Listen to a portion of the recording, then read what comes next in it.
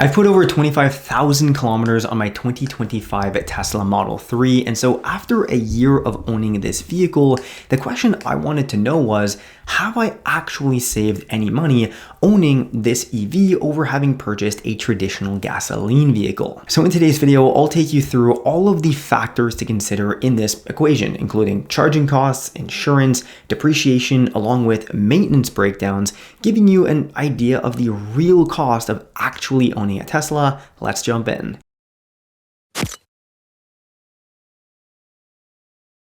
Alright, so first up, before we get into this actual comparison, I want to set some ground rules. The 25,000 kilometers I've put on my Tesla comes out to around 15,000 miles or so you guys know exactly what the rates will be as I mentioned it later in this video. Now, one of the biggest differences between the cost of your Tesla and the cost of an ICE, which stands for internal combustion engine, vehicle is going to be the gas versus electricity costs. Well, because Teslas run entirely on electricity, they typically cost far less per mile driven than a traditional ICE vehicle, since electricity rates are much lower than gas prices. This does vary depending on location, however, but I'll give a general breakdown for you depending on your location. Currently in Canada, as of August 25th, which is when I'm writing this video, the gas prices are around $4.43 per gallon, while the prices that you'll pay for electricity are anywhere between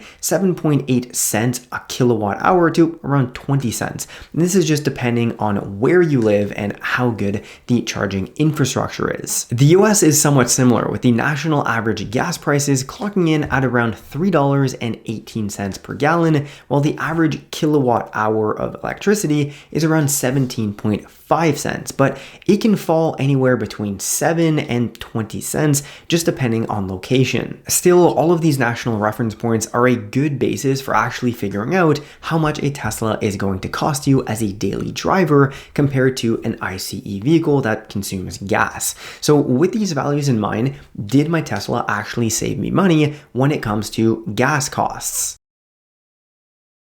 Alright, let's consider that public superchargers tend to be much more expensive, while charging at home simply matches your local electricity rates. In my case, here in Quebec, Canada, that's about 7 cents per kilowatt hour of electricity consumed. And using this number, I can break down and calculate the exact cost differences of driving that roughly 25,000 kilometers. Keep in mind that Teslas are among the most efficient vehicles on the road. The Model 3, for example, averages about 25 kilowatt hours per 100 miles, while the Model Y comes in slightly higher at around 29 kilowatt hour per 100 miles driven. So based on my own driving, even at the higher end of that range, I would have used roughly 4,350 kilowatt hours to cover that 15,000 miles. And at my local electricity rate of 7 cents per kilowatt hour, that works out to a total charging cost of just about $305 US for that entire distance. Even when stacked against one of the most fuel efficient gas cars, the Honda Civic, which averages about 39 miles per gallon, the Tesla still comes out ahead. Driving 15,000 miles in a Civic would require roughly 384 gallons of gas, which translates to anywhere from $1,200 on the low end to about $1,700 on the higher end.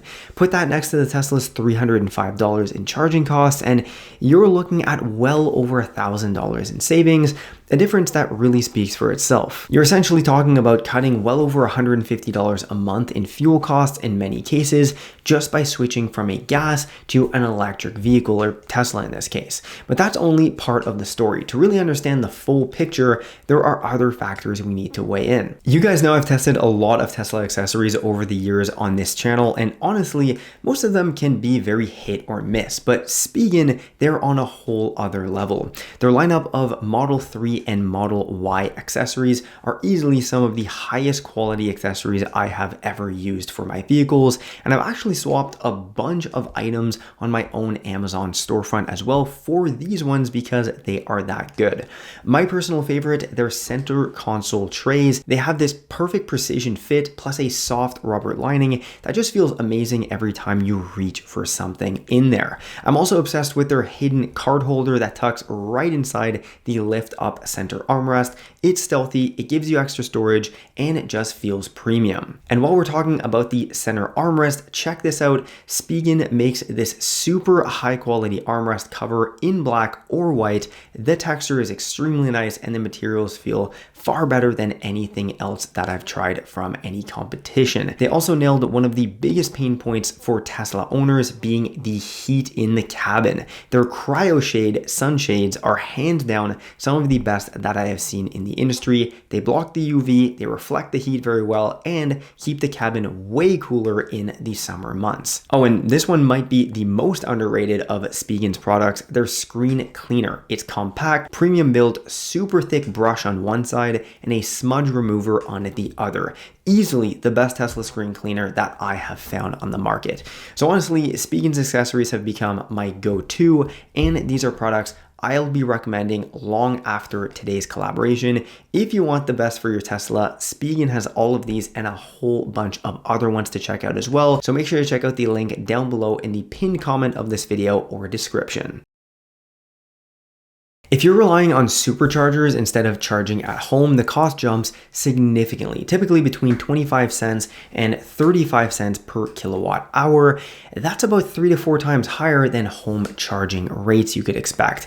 And at those prices, charging exclusively at superchargers would run you closer to $1,000 for that same 15,000 miles of range driven, putting you on par with the lower end of what it would cost to fuel an efficient gas car. So is it still more efficient than a gas vehicle? Yes, without question, but the gap shrinks dramatically, and that matters because charging costs are where most of your savings are going to come from. On a monthly basis, charging at home works out to around $36, while relying solely on superchargers would push that closer to $85 plus for the same amount of driving. On top of the higher cost, superchargers come with another drawback: your time. Even a quick top up takes around 15 minutes, which adds up fast if you're relying on them regularly. For that reason, I don't recommend using superchargers as your primary charging method really ever. To keep things simple, let's assume you have convenient access to home charging, ideally with a level 2 charger installed, so you only need superchargers occasionally, like on road trips. This really simplifies things long term, but it does come with some upfront costs. You'll need to buy the charger and cover installation.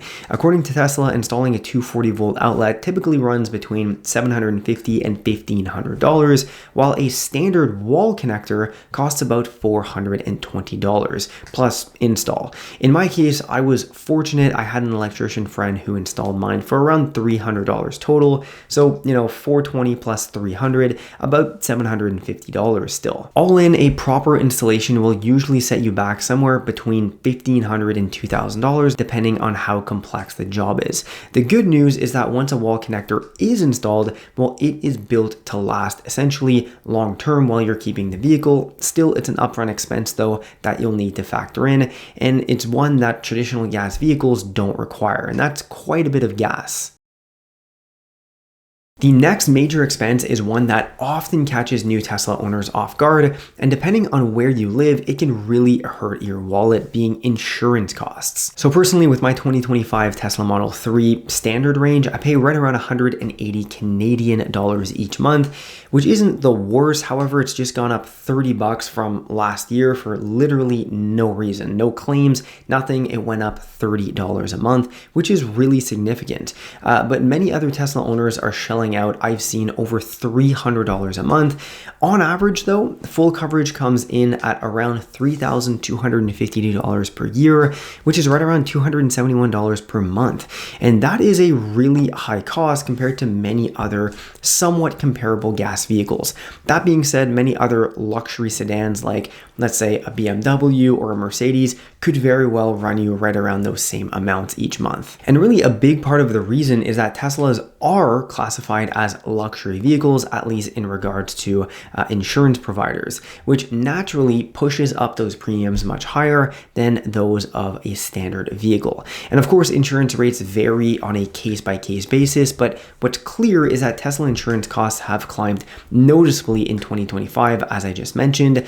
Some point to higher rates of vandalism or other factors, but regardless of the cause, the end result is the same: higher monthly expenses that eat into into your monthly budget compared to a gas car. And beyond insurance, you also need to factor in depreciation, which is another major hidden cost of Tesla ownership. Now, I promise I'm not trying to talk you out of buying a Tesla. After all, I've purchased two here, but when it comes to depreciation, the reality is really hard to ignore. Teslas rank among the worst on the market in terms of resale value, and I don't just mean a little worse, I'm talking significantly higher depreciation compared to many other brands. That being said, EVs in general are seeing much higher depreciation than other comparable traditional ICE vehicles, but certain models of Tesla, like the Plaid versions, are dropping massively. In fact, a recent study showed that Tesla values are dropping nearly 3 times faster than other car brands, making depreciation one of the biggest ways that you'll actually lose money with ownership. Now, that's not to say Teslas aren't reliable though. When it comes to low maintenance, daily driving, they're among the most dependable vehicles on the road, but the numbers don't lie. For a 2025 Model 3, you're looking at about $14,000 in depreciation in the first couple of years alone. A 2024 Model Y closer to around $19,000. And by comparison, most cars lose around 20% of their value in that first to second year alone. So Teslas are shedding value at a quicker pace. And why that is? Well, it's likely a mix of a couple factors: the rapid pace of EV technology advancements, Tesla's own pricing strategies, and of course those higher upfront costs. Now, if you're planning to keep your Tesla long term though, realistically, this might not be a deal breaker, but if you think that you might sell or trade it in, in a couple of years, well, it's a huge factor to consider because the resale value just won't come close to your purchase price even after a single year of ownership. That said, this is actually one of the key advantages of buying used rather than new. I've broken that down in detail in my video on buying a new Tesla versus a used one that you can check out right here, and I'll leave a link down below as well to check out after this video. But before you jump over to that one, let's wrap up the last few things that you need to know about the real cost of Tesla ownership and whether it actually saved me any money as an owner. Maintenance is one category where Tesla and most EVs really shine. Gas-powered cars are notorious for constant, costly upkeep, anything from oil changes to transmission problems, not to mention the usual wear and tear like tires and filters. Teslas, on the other hand, have far fewer moving parts, which means far fewer things to break or replace. A tire rotation about every 6,000 miles, a cabin filter replacement every 2 years or so, and a brake fluid check every 4 years. And if you live in a colder climate where salt is used on the roads, a yearly cleaning and lubrication of the brake calipers wouldn't do any harm. Beyond that, there isn't much to worry about in regards to ongoing maintenance. And according to AAA, electric vehicles not only require much less maintenance overall, but they also come with lower tire and repair costs compared to traditional gas cars. Tesla's own estimates put the average annual maintenance cost between $200 and $748, even on the high end. And for comparison, the average for a gas-powered car falls between $790 and $1,475 per year. That's a pretty substantial difference in savings. And it's not just about the money, it's also about your time. With no oil changes and far fewer required service appointments, you'll spend less time at the shop. And if you do need help, Tesla makes it much easier to schedule an appointment right through their app and have a certified technician come to you, something most gas car owners don't have as an option. Now, one thing worth mentioning is battery health. On average, Tesla batteries lose about 15% of their capacity over 200,000 miles, which means it's essentially a non-issue after just 1 year and not something that affects your costs in the short term. In fact, some of the earliest Tesla batteries from as far back as 2012 are still running strong after more than 200,000 miles, with a few even pushing past 400,000 miles on their original packs. This actually becomes a huge long-term advantage. While a gas vehicle is almost guaranteed to need major repairs by that mileage level, a well-maintained Tesla has the potential to outlast it. Okay, so did I actually save any money? Well, on operating costs, Yes, by charging almost entirely at home, I saved about $1,200 in my first year, even after factoring in higher insurance rates, cheaper fueling costs, and lower maintenance compared to a gas vehicle. And this is exactly what Tesla highlights in their Build Your Tesla page, where they show a gas savings option. And to be fair, they're not exaggerating. You really do come out ahead in the long run on fuel and maintenance alone. But here's the catch, that only covers ongoing operating costs. When you include depreciation and the upfront cost of installing a home charger, the first year actually flips into a net loss. You'll only start to make those savings back the longer you hold onto the car. And if you plan on reselling, you have to be extra cautious because year one depreciation is extremely high. In fact, depreciation over the first 3-4 years is going to be extremely high and easily wipe out all of those operating cost savings. I'd love to hear your thoughts though. Do the savings on gas and maintenance outweigh the hit from depreciation and insurance in your books? Make sure to drop your take in the comments down below. And if this video was helpful, make sure to give it a like and subscribe. I post new Tesla videos every Saturday. And if you want to dive deeper, check out my other videos on the pros and cons of buying new versus a used Tesla.